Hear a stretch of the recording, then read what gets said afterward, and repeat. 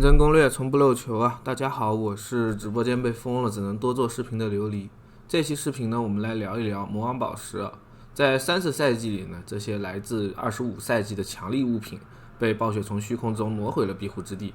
考虑到有的朋友呢是第一次接触灵魂碎片，所以这期视频呢就让琉璃重新为各位带来灵魂碎片的全解析。虽然这些碎片本身和之前相比呢是没有任何改动的，但出于谨慎考虑，琉璃还是重新的测试了一遍。希望大家能够看在这个苦劳上给本期视频投个硬币没有硬币的朋友点个赞就好了。游戏里的灵魂碎片一共有7枚，除了自然掉落之外呢，我们击杀游戏冒险模式里的 BOSS 也会有比较高的概率掉落碎片。每一幕的 BOSS 呢都有自己的碎片掉落倾向，具体的你可以参考屏幕中的表格。当然你要是在1月31日之前刷到这个视频，那么就直接去刷黑化的屠夫跟骷髅王吧。从第一幕的旧废墟进入活动地图，我们可以在第2层和第3层的附近找到屠夫和骷髅王2个 BOSS。黑化活动中的所有 BOSS 在折磨16呢都会一次性的掉落7枚魔王碎片，除了自己用的以外，可以把不用而且没有强化的魔王碎片给拆掉。分解它们呢，会随机给3枚帝国宝石，或者是1枚游戏内品质最高的无瑕皇家宝石。琉璃目前的速度可以做到2分钟跑完图，最差情况下也能一次收获等效3枚无瑕皇家宝石。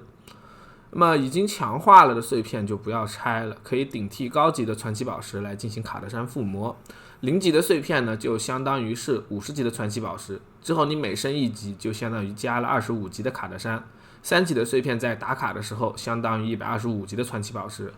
让我们可以在30赛季里呢完全摆脱刷卡德山的困扰。根据部位的不同灵魂碎片在升级的时候也会有不同的属性。0到1级的碎片会固定获取5条属性，相当于呢一次性获取了5种普通宝石的镶嵌效果。1到2级的词缀它就完全随机了。头部的灵魂碎片是从护甲、全抗、远程或者近战伤害减免，还有属性值里随机1条。因为这个赛季大家前期都会带守护者，可以被守护者套装额外翻倍的角色主属性收益是最大的。其次呢就是体能和近战远程减伤，护甲和全抗的数值实在是太低了，一般我们是不用的。武器位置的1到2级则是从伤害、攻速、暴击和随机的元素伤害里选。这个位置收益最高的一般是元素伤害，其次就是暴击或者攻速了。需要注意的是武器的灵魂石给的攻速是一个伪独立的攻速，所以部分玩法呢攻速收益会比较高，但大部分情况下你选元素伤害和暴击都是对的，百分比伤害呢就是其中收益最差的一个了。赛季的中后期我们要点碎片一般都是强化到2级看看效果，如果不对的话就不继续强化，直接拆掉了。因为升级用的地狱熔炉的余烬掉率在这次赛季被暴雪调高了，我刷一把幻象就能掉5到6个余烬，基本上是不会缺余烬的。如果缺的话，说明你刷的还不够多，勤快点刷大秘境跟幻象就好。接下来是灵魂碎片的具体机制的介绍。我们先来聊一聊赛季前期大家用的最多的恐惧碎片。这枚碎片的基础效果还是相当简单易懂的，就是根据我们当前冷却中的技能来提供增伤和减伤。游戏中呢，有些装备会更改我们的技能形式，比如说圣教军的阿克汗套装它会让审判没有冷却，这个时候我们丢审判它会有一个转圈圈的读条，在这个读条期间也是可以触发恐惧碎片的增伤和减伤的。这枚碎片的3个3级效果都非常不错，攻速暴击还有火电伤害可以用来前期速刷。那么需要注意的是，这个火电伤害呢给的是静态的元素伤，和我们护腕项链的是一类算法，也会被乔丹转化为所有元素增伤。所以就算你的玩法不是火电伤害，也是可以通过全身都洗火焰或者是闪电，然后呢通过乔丹来转化这 50% 元素伤害提升输出。他的烈焰之环是赛季前期冲层的好帮手，不说底层的高超表现吧，在150层火环的强度也非常高，一次完整的火环不仅可以烤死大量的小怪，更是可以烤死蓝精英和半血的金色精英。更美妙的是呢，被火环击杀的怪物也能触发火环的叠层，所以在冲层的时候，我们完全可以先击杀8到90只怪物，然后呢拉大量的怪物叠层出火环，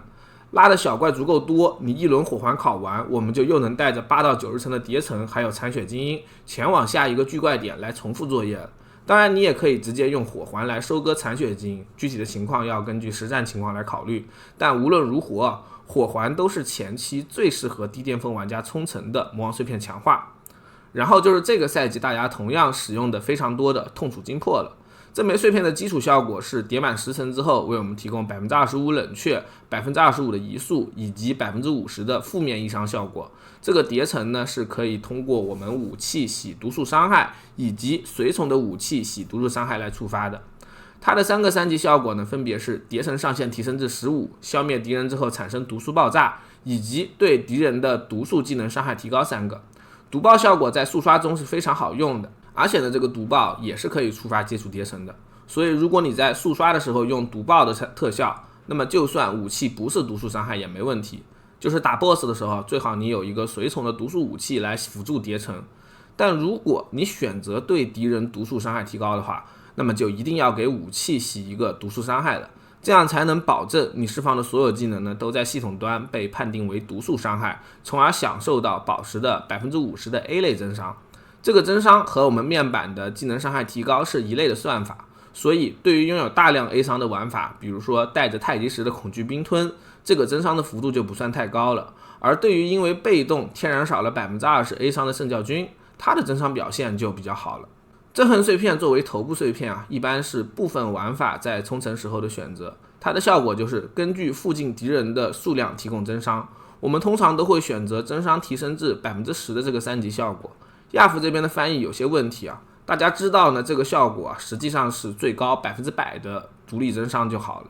在冲层打进度方面呢，它是没有负面效果的，伤害能力会比恐惧碎片要高得多，就是你在打 BOSS 的时候必须要留塔了，不然遇见纯单体宝石就没有足够的增伤了。一般用它的呢都是巅峰足够高想要去刷成绩的玩家，低巅峰你在用它冲层的时候可能会因为缺少了恐惧碎片的额外减伤猝死。毁灭碎块这枚碎片一般都是主队用的，辅助职业选择它的移速或者斩杀效果来为自己提供额外的争议。同样用于主队的还有罪恶污点，这枚碎片同样是由辅助职业携带的，选择的效果呢都是精英额外掉落进度球。现在我们组队的时候只要小怪拉的足够多，快速触发碎片效果之后就能加速精英的击杀了。一组精英呢配合祭坛可以多掉3个球，提供的进度比之前多了快1倍，这也是目前组队速刷150如此之快的原因。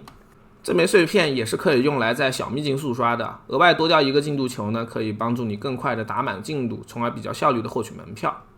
武器位置还有2枚碎片分别是给宠物玩法特供的谎言扎字，以及呢部分玩法会考虑带的痛苦残渣。谎言扎字的3级效果一般我们都会选择宠物攻击叠层，选择这个叠层的话，碎片对宠物玩法的平均增益在 56% 左右。因为叠层是可以观察的，所以实际上呢它的增幅会更高一些。而痛苦残渣就是给一些特定玩法准备的碎片了，一般呢我们都会选择额外 50% 攻速或者是冰霜技能伤害提高这2个强化。这个冰系增伤它是 20% 的独立增伤，而额外 50% 的攻速对于一些本身就是高速的玩法来说也是非常不错的提升。